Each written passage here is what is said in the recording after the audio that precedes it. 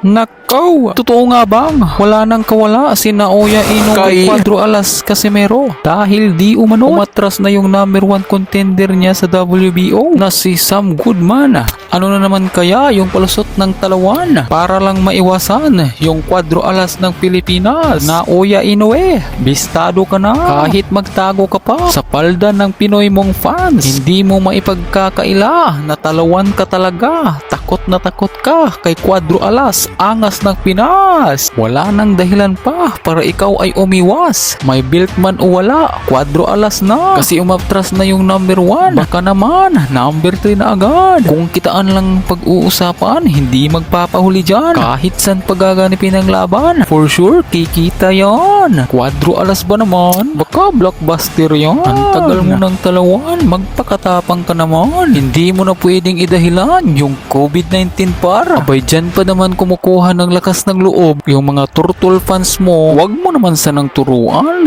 ng pagiging talawan yung Pinoy naming mga kaibigan. Halina't sabay nating tunghayan yung bagsik ng angas ng